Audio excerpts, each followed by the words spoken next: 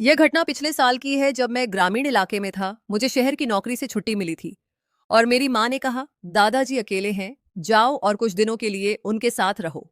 दादाजी का घर गांव के किनारे पर है, पुराना है लेकिन चारों तरफ हरियाली ही हरियाली है। मैं बस से उतरी और पैदल घर चली। शाम ढल रही थी, सूरज डूब रहा था और हवा में वो ठंडक थी जो शरीर को छूकर कुछ अलग ही एहसास देती थी। दादाजी दरवाजे पर लाठी के सहारे खड़े थे। बेटी आओ आओ आओ आओ आओ, उन्होंने कहा और मुझे गले लगा लिया। उनका आलिंगन किसी बूढ़े पैर के स्पर्श जैसा था, लेकिन उनका शरीर थोड़ा गर्म महसूस हो रहा था, शायद उनकी उम्र के कारण। मैंने सोचा कि दादाजी अब बूढ़े हो गए हैं, लेकिन उनकी पकड़ अब भी मजबूत थी। मैं अंदर गई और अपना सामान रखा। दादाजी का कमरा छोटा है, लेकिन वो हमेशा कहते हैं कि इसमें पूरी दुनिया समाई हुई है। मैंने रात का खाना बनाया, दाल रोटी और कुछ सब्जियां। चलो साथ बैठकर खाते हैं, दादाजी ने कहा। बेटी, अब तुम बड़ी हो गई हो, तुम्हारी बातों में वो मिठास है जो किसी को भी दीवाना बना देती है। मैं हंस पड़ी। दादाजी आप भी हमेशा ऐसे नहीं बोलते, लेकिन उनकी बातों में कुछ ऐसा था जो थोड़ा कमजोर सा लग रहा था। मुझे लगा शायद वो पुराने दिनों की बात कर रहे हैं, लेकिन मेरे मन में कुछ हलचल हुई। खाना खाने के बाद हम आंगन में बाहर बैठ गए। रात की ठंडी हवा चल रही थी और तारे टिमटिमा रहे थे। दादाजी ने अपनी पुरानी किताब निकाली और उसे मोड़ दिया, जिसे वो हमेशा अपने पास रखते थे। उन्होंने कहा, इस किताब में पुरानी कहानियां हैं जो थोड़ी गर्म हैं। गर्म? मुझे समझ नहीं आया कि दादाजी क्या कह रहे हैं, लेकिन उन्होंने शुरू किया। वो एक राजा की कहानी सुना रहे थे जो जंगल में खो गया था। राजा को इतनी प्यास लगी थी कि वो किसी भी चीज से खेलना चाहता था। उसे जंगल में एक झरना मिला। पानी इतना मीठा था कि पीते ही उसका शरीर आग की तरह जल उठा। मैं सुनता रहा और सोचता रहा कि क्या ये पानी की बात है या किसी और बात की। दादाजी की आवाज में एक कंपन था, मानो वो खुद उस पल को जी रहे हों। फिर राजा ने एक फल देखा। जी, उन्होंने कहा। फल इतना रसीला था कि उसमें से थोड़ा सा रस भी टपकने लगा। राजा ने उसे चखा और महसूस किया कि उसकी सारी थकान दूर हो गई। मैंने कहा, दादाजी ये कहानी तो बहुत मजेदार है। फलों का रस तभी मजाक लगता है जब वो आपकी जेब में गिर जाए और आपको खुशी दे। दादाजी, जी हाँ बेटी, लेकिन असली मजा तो तब आता है जब आप धीरे से फल को छूते हैं, जल्दी से खाते हैं। उनकी बातें सुनकर मुझे लगा जैसे वो किसी और बात की ओर इशारा कर रहे हों, पर मैं खुद को छिपा रही थी। रात बीतती गई और हम बातें करते रहे। दादाजी ने कहा, मेरी गोद में सो जाओ, आज पुरानी यादें ताजा हो जाएंगी। मैंने हाँ कह दी क्योंकि उनका कमरा बड़ा था और मेरे सोने के लिए जगह थी। लेकिन सोते समय उनकी सांसों की गंध से मुझे अजीब सा महसूस हुआ, जैसे कुछ होने वाला हो। अगली सुबह जब मैं उठी तो दादाजी पहले से ही जागे हुए थे। वो घर के पीछे बगीचे में थे जहां वो जड़ी बूटियां उगाते थे। मैं उनके पास गई। दादाजी आप क्या कर रहे हैं? उन्होंने कहा। बेटी आओ, मैं तुम्हें सिखाता हूं। ये वो जड़ी बूटियां हैं जो शरीर के हर रोग को दूर करती हैं। उन्होंने एक पौधा दिखाना शुरू किया। इसे देखो, इसका नाम गरम मसाला है।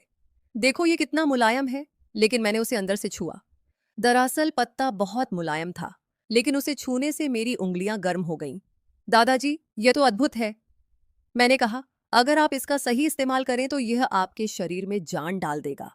दादाजी ने कहा, हाँ, लेकिन अगर इसे गलत तरीके से छुओगे तो जलन हो सकती है। धीरे धीरे सीखो। हम बगीचे में घूमते रहे और वह हमें हर पौधे के बारे में बताते रहे। एक पौधा था जो रात में खिलता था। वह रात की रानी है, दादाजी ने कहा। यह दिन में सोता है और रात में निकलता है, और इसकी सुगंध ऐसी है कि इंसान मदहोश हो जाता है। दादाजी, मैं आपकी बातों से बहुत प्रभावित हुआ। तुम बहुत शरारती हो, लेकिन मैं मन ही मन सोच रही थी कि ये सब संकेत क्या हैं। हम बगीचे से निकलकर घर आए, चाहे बुनाई कर रहे हो या कुछ पी रहे हो। दादाजी ने कहा, बेटी, आज मैं तुम्हें एक राजा दिखाऊंगा। घर की सबसे ऊपरी मंजिल पर, जहां कोई नहीं जाता। मैंने सोचा कि वहां क्या होगा, शायद कुछ पुरानी चीजें। लेकिन उनकी आंखों में एक चमक थी जिसने मुझे बताया कि कुछ गड़बड़ है। पीने के बाद हम ऊपर गए। सीढ़ियां पुरानी और चरमराती हुई थीं। ऊपर एक कमरा था, धूल से भरा हुआ। लेकिन दादाजी ने दरवाजा खोला। अंदर पुरानी चीजें थीं, पुस्तकालय की किताबें और एक बड़ा संदूक। दादाजी ने कहा, बेटी, ये मेरा राजा है संदूक में। ये वर्षों से बंद था, लेकिन आज मैं तुम्हें दिखाऊंगा। उन्होंने चाबी निकाली और संदूक खोला। अंदर पुरानी तस्वीरें, पत्ते और कुछ सिक्के थे। लेकिन दादाजी ने एक छोटा सा जार निकाला। देखो, उन्होंने कहा, यह एक खास मसाला है जो मैंने खुद बनाया है। इसे चखो। लेकिन मैंने इसे थोड़ा सा चखा और जेब में इसका स्वाद मीठा खट्टा लगा। दादाजी, ये तो कमाल है, मैंने कहा। इससे मेरा शरीर गर्म हो उठता है दादाजी। जी हाँ, लेकिन ये सिर्फ स्वाद के लिए नहीं है, तो यह यादों के लिए है। मैंने इसे बचपन में अपनी यादों को ताजा रखने के लिए बनाया था। हम संदूक के पास बैठ गए और उन्होंने मुझे पुरानी कहानियां सुनाना शुरू कर दिया। कमरा छोटा था, हम उनके पास बैठे थे। उन्हें सुनते हुए मुझे ऐसा लगा जैसे कुछ होने वाला है। उनकी उंगलियां पैड पर चल रही थीं और मैं सोच रही थी कि यह रॉजर कौन है। दिन बीत गया और हमारी बातचीत जारी रही। दादाजी ने कहा, बेटी, मैं तुम्हें शाम को एक खेल सिखाऊंगा। यह लुका छिपी का ही एक रूप था, लेकिन दादाजी का तरीका अलग था। तो अपनी आंखें बंद कर लो और मैं छिप जाता हूं। उन्होंने कहा, तो इसे धो लो। लेकिन धीरे धीरे मैंने अपनी आंखें बंद कर लीं और वे छिप गए। मैंने अंडा धोना शुरू किया। उन्होंने झोपड़ी के कोनों में एक जगह ढूंढी और अलमारी के पीछे से अंडा उठा लिया। मैंने कहा और उनका हाथ पकड़ लिया। उनका चेहरा ढका हुआ था, लेकिन मेरी पकड़ गर्म थी।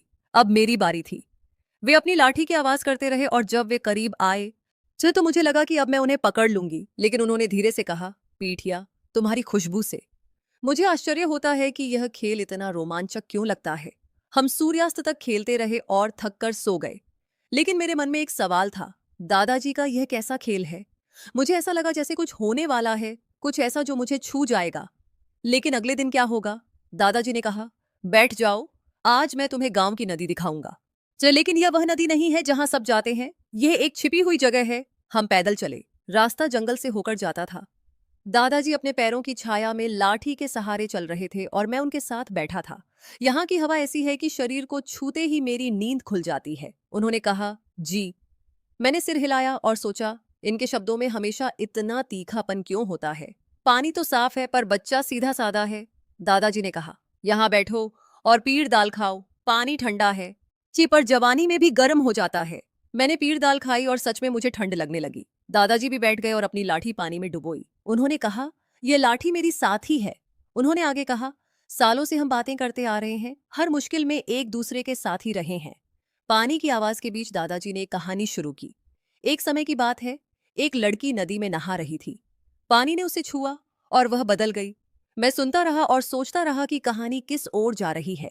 ऐसा लग रहा था जैसे वह मुझे कुछ सिखाना चाहते हों, कोई गहरी बात। लेकिन शाम को मसाला बनाने वाला उस्ताद वापस आया और खाना बनाया। खाना खाते समय दादाजी ने कहा, बेटी, कल मिलते हैं। मैं तुम्हें संदूक में छिपा राज बताऊंगा, लेकिन तैयार रहना, यह राजा तुम्हारे शरीर में आग लगा देगा। मैंने सोचा, दादाजी क्या कह रहे हैं। मुझे पूरी रात नींद नहीं आई। मैं सोचती रही कि कल क्या होगा। मैं सुबह जल्दी उठ गई। दादाजी तैयार थे। हम फिर ऊपर गए। संदूक में कोई मसाला नहीं है। यह एक दवा है। यह सालों से बन रही है, लेकिन अब इससे ठीक हो गया है। मैंने पूछा, यह किस लिए है? दादाजी चुप रहे और फिर बोले, बेटी, मैं बीमार हूं। डॉक्टर ने कहा, ज्यादा देर नहीं, लेकिन यह दवा मुझे कुछ समय के लिए ठीक कर देगी। मैं कुछ समय से बीमार हूं। दादाजी, आपने मुझे क्यों नहीं बताया? उन्होंने कहा, क्योंकि मैं तुम्हें इस कहानी, इस खेल, इन सब के लिए तैयार करना चाहता था, ताकि तुम जीवन का अर्थ समझ सको। वे रोमांचक कहानियां वास्तव में जीवन की ऊर्जा का सार थीं। फल रसीले थे ताकि तुम जीवन का स्वाद चख सको। मैं तुम्हें जीना सिखा रहा था। मेरे जाने के बाद वह सारा मसाला मेरी आंखों में भर गया। वह गाढ़ा गाढ़ा, मतलब सब कुछ जीवन का रस था। दादाजी ने कहा, यह राजा था। बेटी, अब तुम मेरी जगह लोगी। ये जड़ी बूटियां, ये कहानियां सब तुम्हारी हैं। मैंने उन्हें गले लगाया और मैं रोई। लेकिन दादाजी, हाँ, मेरा दिल गर्म है। हाँ, मैं उस दिन से उनके साथ हूं। मुझे प्यास लगी थी। दादाजी, अब सब ठीक है। दवा ने असर किया, लेकिन वह कहानी, वह राज्य, सब कुछ बदल गया है। अब जब मैं इसके बारे में सोचती हूं तो ऐसा लगता है कि जीवन कितना सुंदर है, मसालेदार लेकिन कठिन। जो लोगों ने सोचा होगा कि कुछ और था, लेकिन वास्तव में ये परिवार की कहानी है, बंधन की कहानी है। और शायद वे ये भी कहेंगे